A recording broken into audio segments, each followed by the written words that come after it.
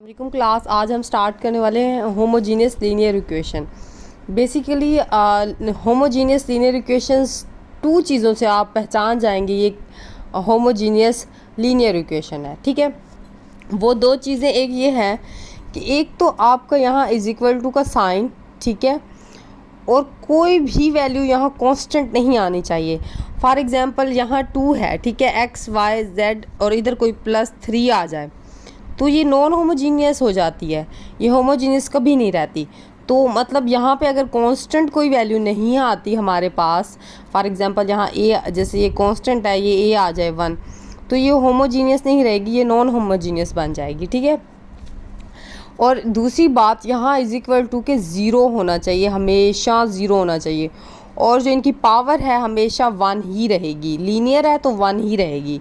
ठीक है, बात सिर्फ आप लोगों ने ये याद रखनी है कि कांस्टेंट नहीं आनी चाहिए और इज इक्वल टू का साइन आना चाहिए, डिग्री भी सेम होनी चाहिए, मतलब 1 होने चाहिए। ठीक है, इसको हम कहते हैं होमोजीनियस लीनियर इक्वेशन। सबसे पहले होमोजीनियस लीनियर इक्वेशन तो हमने अंडरस्टैंड कर ली ये क्या होती है बेसिकली। ठीक है, इसमें हम क्या करते हैं, इसमें हमारे पास ये होती है कि x इज़ इक्वल टू 0। ठीक है, हमने ये शो करवाना, तो ये हमेशा होमोजीनियस लीनियर इक्वेशंस ही होती है। ठीक है, ये हमारे पास, अब इसमें कुछ हमने पॉइंट्स देखने हैं और फिर इसके एग्जांपल को सॉल्व करेंगे तो हमें इजीली अंडरस्टैंड हो जाएगा कि हमने कैसे होमोजीनियस इक्वेशन को सॉल्व करना होगा। ठीक है, अब हमारे पास हमने कहा कि इफ़ हमारे पास जो रैंक है, रैंक हम पीछे कितनी दफ़ा पढ़ चुके हैं, रैंक और अननाउन, अननाउन हमारे पास कौन से होते हैं, ये एक्स, ये वाला एक्स, इसको हम क्या कहते हैं, अननाउंस कहते हैं। ठीक है, उसे कहा रैंक और अननाउन जब इक्वल हो जाएंगे, हमारे पास ये किस मैट्रिक्स में है, ये हमारे पास होमोजीनियस लीनियर इक्वेशन में है। तो जब ये रैंक और अननाउन इक्वल होंगे तो ये ट्रिवियल सोल्यूशन हो जाएगा। ट्रिवियल होता है तो हमेशा यूनिक सोल्यूशन होता है, ये आपके एमसीक्यूज़ में आ सकता है, तो आपने हर दफ़ा जब भी ट्रिवियल की बात आएगी यूनिक सोल्यूशन की बात होगी। ठीक है, इसमें हमारे पास नो लीनियरली इंडिपेंडेंट सोल्यूशन होंगे। ये वो वाला इंडिपेंडेंट सोल्यूशन रो इक्विवेलेंट रो वाला नहीं है, वो जैसे हम कहते थे ये इंडिपेंडेंट है हमारे पास मैट्रिक्स, ये हमारे पास डिपेंडेंट है, वो नहीं होती। ये हमारे पास जो सोल्यूशन में आंसर निकलेंगे ना, पॉइंट्स एक्स वाई जेड के, उसका कह रहा है। ज़ाहिर बात है हमारे पास अगर ट्रिवियल कंडीशन है तो ट्रिवियल में क्या हो जाते हैं, सारी एक्स वाई जेड 0 हो जाती हैं, एक्स भी 0 वाई भी 0 हो जाता है, तो यूनिक सोल्यूशन बनता है। यूनिक सोल्यूशन में फिर आप देखिए हमारे पास कोई भी लीनियरली इंडिपेंडेंट सोल्यूशन नहीं निकल रहा क्योंकि सारे ही 0 हैं। ठीक है, ये वो बात नहीं कर रहा वो जो आप लोग ने पढ़ा होगा, उसमें जियोमेट्री में भी पढ़ा होगा, उसमें वो लीनियरली इंडिपेंडेंट कोई और बात कर रहा होता है, ये सोल्यूशन की बात कर रहा है, सोल्यूशन जो आखिर में आंसर निकलते हैं। ठीक है, इफ़ उसने कहा कि अगर हमारे पास रैंक कम हो अननाउन से, देन हमारे पास n-r लीनियरली इंडिपेंडेंट सोल्यूशन होंगे। मीन्स कि हमारे पास उसने कहा फॉर एग्जांपल मेरे पास रैंक क्या आ जाती है, 2 आ जाती है। ठीक है, n क्या है मेरे पास, 3 अननोन है, तो मैं क्या लिखूँगी, n पहले लिखूँगी, 2 इधर लिखूँगी, तो मेरे पास क्या बचेगा, 1 बचेगा। मतलब मेरे पास 1 लीनियरली इंडिपेंडेंट, मैं जब एग्जांपल करूँगी तो आपको समझ आ जाएगी, डिपेंडेंट सोल्यूशन होंगे मेरे पास। ठीक है, कितने 1 बनेंगे, जितने होंगे वो आप काउंट करेंगे। फॉर एग्जांपल अगर यहाँ 3 आ जाता है, यहाँ 4 आ जाता है, या यहाँ 2 आ जाता है, यहाँ 4 आ जाता है, तो 2 बन जाएंगे। अच्छा, दूसरी बात आपने याद रखनी है, जब भी अननाउन ज़्यादा होंगे तो वो नॉन ट्रिवियल सोल्यूशन होगा, और नॉन ट्रिवियल सोल्यूशन कभी यूनिक होता ही नहीं है, वो फिनाइट सोल्यूशन देता है। क्या देता है, फिनाइट सोल्यूशन देता है।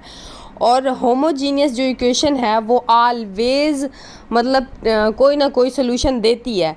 जैसे हम नॉन होमोजीनियस में पढ़ते हैं उसमें कंसिस्ट एंड इनकंसिस्ट की बात आती है, बट होमोजीनियस इक्वेशन में कभी भी इनकंसिस्ट की बात नहीं आती, वो ट्रिवियल कंडीशन में ही चला जाता है। अगर नहीं भी आंसर हो ट्रिवियल में चला जाता है, लाजमी जाएगा, ट्रिवियल में चला जाएगा, बट वो सोल्यूशन ज़रूर देगा, वहाँ इनकंसिस्ट की कोई बात नहीं होगी। ठीक है, वहाँ पे हमारे पास या तो ये इक्वल हो जाएगा, यूनिक सोल्यूशन देगा, या तो फिनाइट सोल्यूशन देगा। ठीक है, अब इसको सॉल्व करते हैं और हम इसमें देखते हैं। ठीक है, अब ये हमारे पास क्या है, होमोजीनियस इक्वेशन है, क्योंकि आप देखें इसकी पावर भी सेम है, इज इक्वल टू कुछ ज़ीरो है और कोई भी कांस्टेंट वैल्यू नहीं है।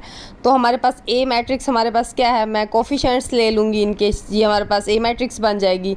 एक्स हमारे पास क्या होगी, वाई एक्स वाई जेड, क्योंकि यहाँ एक्स वाई जेड दिया गया। और ये हमारे पास कॉलम क्या होगा, 0 0 होगा, क्योंकि हमारे पास इसके बाद 0 0 आ रहे हैं। तो ये हमारे पास किसकी कंडीशन है, होमोजीनियस लीनियर इक्वेशन की वो है। अब मैंने क्या करना है, उसने कहा find the non trivial solution of the equation. हमने नॉन ट्रिवियल सोल्यूशन फाइंड करने हैं। अब नॉन ट्रिवियल सोल्यूशन में हमारे पास कौन सी कंडीशन एग्जिस्ट करेंगी, हम जब हल करेंगे तो हमारे पास लाजमी यही चीज़ें आएंगी, ये मतलब अननोन ज़्यादा हो जाएंगे, रैंक कम हो जाएगी, और हमने ये सोल्यूशन हल करके इनके सोल्यूशन निकालने हैं। अभी मैं सॉल्व करूँगी तो आपको ईजिली इसके बारे में समझ आ जाएगी। अब सबसे पहले हम इसको सॉल्व कर लेते हैं। हम क्या करते हैं, इस पर हम वो रो एचिलन फॉर्म अप्लाई करेंगे। इस पर क्या अप्लाई करेंगे, एचिलन फॉर्म अप्लाई करेंगे।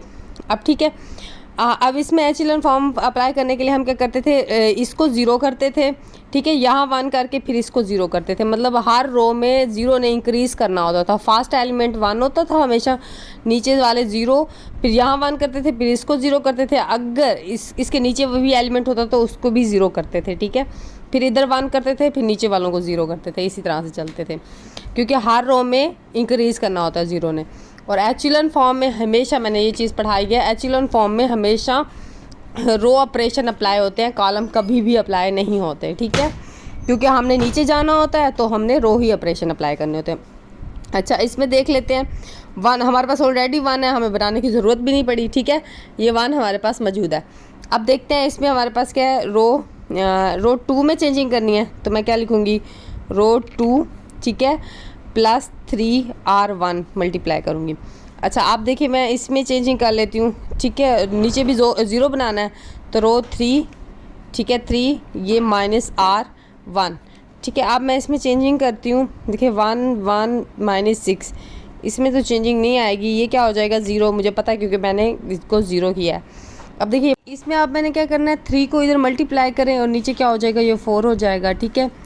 इसी तरह सॉरी, इधर 3 को मल्टीप्लाई करें तो ये प्लस हो गया। अब इसको इसके साथ मल्टीप्लाई करेंगे तो ये देखें 6 3, ठीक है, माइनस का था, सॉरी, ये देखिए इसके साथ माइनस लगा हुआ है ना, ये 6 माइनस का हो जाएगा, -18 करेंगे, -18 + 2 क्या निकलेगा हमारे पास, -16 आएगा आंसर में, -16 आ जाएगा। उसके बाद अब नीचे करेंगे, आप देखिए नीचे हमारे पास क्या आ रहा है, ये हमारे पास -2 आ जाएगा, ये हमारे पास क्या हो जाएगा, 8 बन जाएगा। अब हमारे पास क्या कंडीशन है, अब मैं क्या करूँगी, इसको 1 बनाऊँगी, फिर मैंने नीचे वालों को 0 करना है, ठीक है। अब मैं क्या करती हूँ, रो 2 में चेंजिंग लाऊँगी, रो 2 के साथ मैं 1/4 करूँगी, ठीक है, रो 2। अब ये 1 1 -6 आ जाएगा, ये हमारे पास क्या हो जाएगा 0, ये हमारे पास क्या हो जाएगा 1 आ जाएगा, ये मेरे पास -4 आ जाएगा, ठीक है। अब उसके बाद क्या आ जाएगा, 0 आ जाएगा, -2 आ जाएगा, ये 8 आ जाएगा। अब मैंने सिर्फ इसको 0 करना है, तो मैं क्या करूँगी, रो 3 में चेंजिंग लाऊँगी, रो 3 फिर +2R2 कर दूँगी, ठीक है। ये 1 1 -6, ठीक है, 0 1 -4, इधर क्या हो जाएगा, ये जब इसके साथ -2 ऐड होगा तो ये 0 हो जाएगा, तो ये इसके साथ क्या हो जाएगा 8 हो जाएगा, सॉरी, फिर नीचे क्या हो जाएगा, ये भी 0 आ जाएगा। अब इसकी रैंक क्या आई मेरे पास, इसकी रैंक आई, मैं रैंक ऐसे लिखती हूँ, रैंक क्या आई इसकी 2 आ जाएगी, रैंक क्या आएगी इसकी 2 आ जाएगी। अब हमने देखना है कि रैंक और हमारे पास अननोन कितने हैं, रैंक हमारे पास कितनी है 2 है, ठीक है, और अननोन मेरे पास कितने थे यहाँ पे 1 2 3 हैं। अननोन कितने हैं, अननोन हमारे पास अननोन कितने हैं 3 हैं। अब देखिए हमारे पास रैंक लेस है n से, ये हमारे पास क्या है r है, ये है n, मैंने आपको भी ये कंडीशंस दिखाई थी ना, ये अब क्या बनेगा, ये हमारे पास सोल्यूशन देखते हैं कितने बनेंगे हमारे पास लीनियरली सोल्यूशन।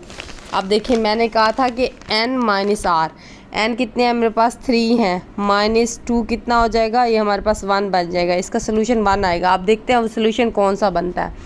और ये क्या हो जाएगा, ये यूनिक सोल्यूशन, सॉरी यूनिक कहती हूँ, नॉन ट्रिवियल सोल्यूशन, क्योंकि हमने फाइंड ही नॉन ट्रिवियल करना था, वहाँ पे लिखा हुआ था, हमने ऊपर लिखा था सवाल में, ठीक है। नॉन ट्रिवियल फाइंड करना था। और ये इनफिनाइट कैसे है ये भी देखते हैं अभी। अच्छा, अब हमारे पास ज़ाहिरी बात है, अब हमारे पास कितनी हम देखते हैं इक्वेशंस को लिखते हैं, ठीक है। अब ये हमारे पास क्या हो जाएगा, ये x हो जाएगा, ये y हो जाएगा, ये z है, ठीक है। ये मैं क्या लिखती हूँ, हमारे पास y है, ठीक है, -4z है इज इक्वल टू 0। अब ये क्या है, x है, ये प्लस y है, ये -6 है, ये हमारे पास 0 है, ये z का, ठीक है। ये हमारे पास निकल रहा है। अब देखेंगे हमारे पास यहाँ कितने आए हैं, r कितने आए हैं, 1 आए हैं। तो मैं कोई भी फ्री वेरिएबल, मतलब ऐसे आप समझें कोई भी आप वेरिएबल लिख सकते हैं, कोई भी कांस्टेंट वैल्यू डाल सकते हैं। तो मैं किसी इसकी जगह रखूँ या इसकी जगह रखूँ, किसी की जगह रख सकती हूँ, क्योंकि ये हमारे पास इनफिनाइट सोल्यूशन बन रहे हैं। तो हमारे पास एक सोल्यूशन ऐसा होगा जो हमने रखना होगा यहाँ पे, खुद से कंसीडर करना होगा खुद से, ठीक है। मैं क्या करती हूँ, जेड को ही सी रख लेते हैं, कोई इशू नहीं है। आप y को भी रख सकते हैं, x को भी रख सकते हैं, नो इशू, ठीक है। ये क्या हो जाएगा, 4c हो जाएगा 0, y is equal to 4c। मेरे पास y की वैल्यू ये निकल आए। अब इसी तरह मैं इसमें पुट करके उसकी वैल्यू निकाल लेती हूँ, प्लस y, ये क्या हो जाएगा, y की c माइनस ये 6, ये क्या था, c थी, z की जगह c, ठीक है। अब ये क्या हो जाएगा, x यहाँ लिख लेते हैं, x minus 2c is equal to 0, x is equal to 2c। मेरे पास x की वैल्यू ये निकल आई। अब मेरे पास तीनों की वैल्यू निकल आई। अब मैं क्या करती हूँ, आप देखिए मेरे पास x, y एंड z, ठीक है। अब हमारे पास z है, ये देखें 1, x की जगह कहाँ, x की जगह 2c आएगा, एंड इसी तरह से y क्या हो जाएगा, y 4c हो जाएगा, ये हमारे पास खाली c आ जाएगा, ठीक है। अब मैं क्या करती हूँ, सी को कॉमन निकालूंगी, ये 1 आ जाएगा, ठीक है। ये मेरे पास क्या निकला, 1 सोल्यूशन निकला। क्या निकला, 1 लीनियर सोल्यूशन निकला है, बस 1 लीनियरली इंडिपेंडेंट सोल्यूशन निकला है। क्या निकला है, 1। अब जो बाकी आएंगे उनमें 2 होगा, तो हमारे पास 2 सोल्यूशन ही निकलेंगे, याद रखिएगा, ठीक है। हमारे पास उसमें क्या 2 सोल्यूशन निकलेंगे। और ये इनफिनाइट सोल्यूशन किस बेस पे हैं, अगर आप सी की वैल्यू कोई भी पुट कर दे तो आपकी वैल्यूज़ चेंज होती रहेंगी। 1 पुट करें, 2 पुट करें, 3 पुट करें, 4 पुट करें, या आपके पास बहुत सारे सोल्यूशन देंगे। एक्स की वैल्यूज़ चेंज होती रहेंगी, वाई की वैल्यू चेंज होती रहेंगी। तो ये हमारे पास क्या हो जाता है, ये इनफिनाइट सोल्यूशन होता है। इनफिनाइट हमेशा नॉन ट्रिवियल होता है, या आपने याद रखनी है ये बातें, ठीक है। अगले एग्जाम्पल करते हैं, वो भी आगे देखते हैं उसमें कैसे करना है हमने, वो अगली नेक्स्ट वीडियो में मिलेगी, या इसमें ऐड कर दूँगी मैं।